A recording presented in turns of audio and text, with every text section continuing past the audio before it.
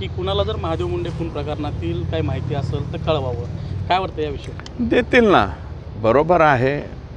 पंकज कुमावत साहेब त्यांनी प्रोबेशन पिरियडमध्ये मला वाटतं आपल्या केजला काम केलेलं आहे आणि त्यावेळेस आय जी साहेबांनी त्यांना पूर्णपणे सूट दिली होती. ते डायरेक्ट आय जीशी कनेक्ट असायचे आणि त्यांनी जे आहे ते अनेक मला वाटतं गुटख्याच्या बाबतीमध्ये रेड मारलेले आहेत.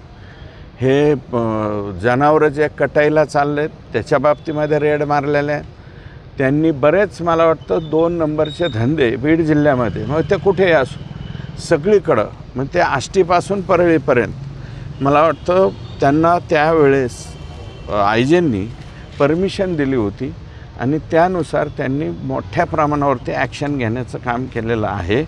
आणि त्यांची कामाची पद्धत जी आहे ते मी काही अधिकाऱ्यांना विचारलं की बाबा यांची कामाची पद्धत कशी आहे, तर त्यांनी सांगितलं की फार खोलवर जाऊन तपास करण्याची त्यांची कामाची पद्धत आहे.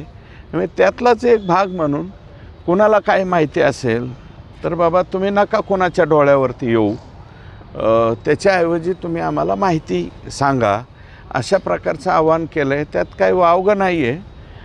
त्याच्यामध्ये निश्चितपणे काही लोक हे 100% माहिती त्या ठिकाणी देतील आणि याच्यामध्ये काही लोकांनी मला वाटतं स्टेटमेंटसुद्धा केलेलं आहे. परंतु पूर्वीचे जे मीना नावाचे DYSP होते त्यांनी स्टेटमेंट फक्त बाळा भांगारांचं लिहून घेतलं, ते स्टेटमेंटची कॉपीसुद्धा परत दिली नाही आणि ते मला वाटतं त्यांच्या खिशात घालून गेलेत का जागेवर ठेवलं आहे हे आता पंकज कुमावत साहेबांनी पाहावं. तुम्ही आता सांगितलं की काही अधिकाऱ्यांनी